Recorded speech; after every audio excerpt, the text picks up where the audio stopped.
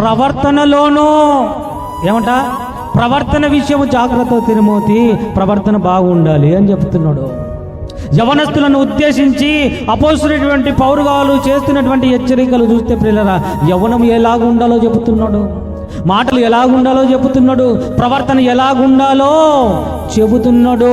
మన ప్రవర్తన యవ్వనంలో ఏ విధంగా ఉండాలి, మనం ప్రవర్తించేటువంటి మాటలు కావచ్చు, నడవడిక కావచ్చు, పద్ధతులు కావచ్చు, ఎలా ఉండాలి, ప్రవర్తన విషయంలో జాగ్రత్త, ప్రవర్తన విషయంలో జాగ్రత్త ప్రియులారా, జాగ్రత్త. తిమోతి రాసినటువంటి మొదటి పత్రిక 3వ అధ్యాయము 15వ వచనం, జాగ్రత్త.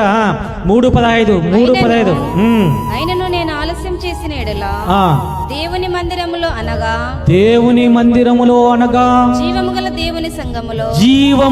దేవుని సంఘములో జనులు ఎలాగా ప్రవర్తింపవలెనో అది నీకు తెలియవలెనని ఈ సంగతులు మీకు రాస్తున్నాను. జాగ్రత్త వినాలి ప్రియులారా. జీవము గల దేవుని సంఘములో మీ ప్రవర్తన ఏ విధంగా ఉండాలో తెలియటకు నేను రాస్తున్నాను అంటున్నాడు. సంఘములో యవనస్తుల ప్రవర్తనను ఉద్దేశించి రాస్తున్నాడు, ప్రవర్తనను ఉద్దేశించి రాస్తున్నాడు. పిల్లరా, తెలుసా మీకు, మీ ప్రవర్తన ఏ విధంగా ఎప్పుడైనా చెక్ చేసుకున్నామా?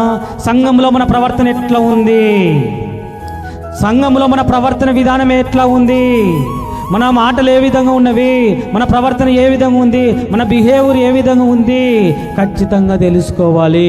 లోకంలో ఉన్నటువంటి వారిని ఏమంటారంట? లోకస్తులు అంటారంట.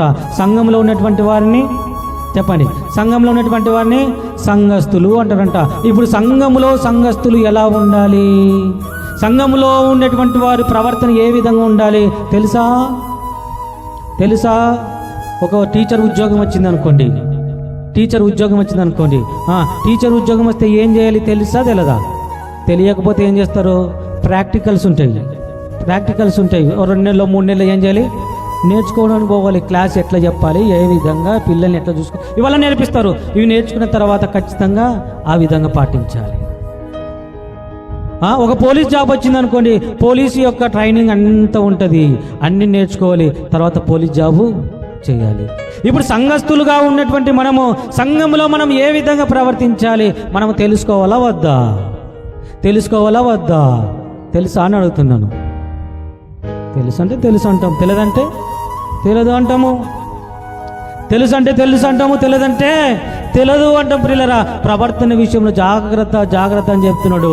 నీవు నీ దేవుని మందిరమునకు పోవున్నప్పుడు నీ ప్రవర్తన జాగ్రత్తగా చూచుకొనుము, జాగ్రత్తగా ఉండాలంట. ప్రియులారా, నువ్వు దేవుని సన్నిధిలో అనాలోచనగా పలుకుటకు నీ హృదయమును త్వరపడనీయక నీ నోటిని ఏం చేయాలి? కాచుకొమ్ము. ఏ పడితే మాట్లాడుతున్నావా నోటికి కళ్ళెం వేసుకోవాలి, నోటికి కళ్ళం వేసుకునేటువంటి పరిస్థితులు ఉండాలి. అంటే మందిరంలోనికి వచ్చిన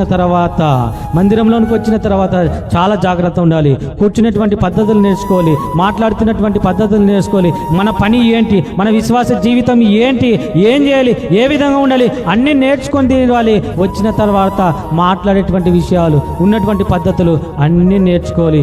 ఎప్పుడైతే నేర్చుకుంటామో మందిరానికి వచ్చిన తర్వాత ఎలాంటి గొడవలు ఉండవు, ఎలాంటి సమస్యలు ఉండవు. ఈరోజు సంఘాలలో గొడవలు సమస్యలు ఎందుకున్నామంటే సంఘంలో ఏ విధంగా ప్రవర్తించాలో తెలియకనే గొడవలు సమస్యలు ఉన్నవి. మనం ఏ విధంగా ప్రవర్తించాలో మనము నేర్చుకోగలిగితే ఖచ్చితంగా సంఘము క్షేమంగా ఉండడానికి అవకాశం ఉంటుంది ప్రియులారా.